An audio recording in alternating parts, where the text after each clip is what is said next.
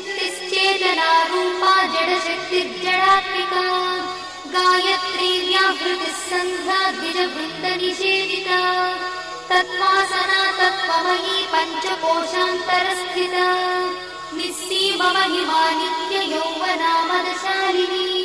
मदघार्णितरक्ताक्षी मदपाटलगण्डभूः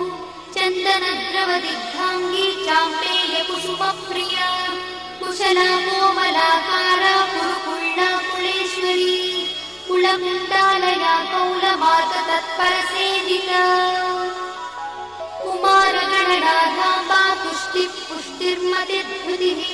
शान्तिस्वस्तिमती कान्तिर्नन्दिनी विघ्ननाशिनी तेजोवती त्रिनयना लोलाक्षी कामरूपिणी मालिनी हंसिनी माता मलयाचलवासिनी सुमुखी नलिनी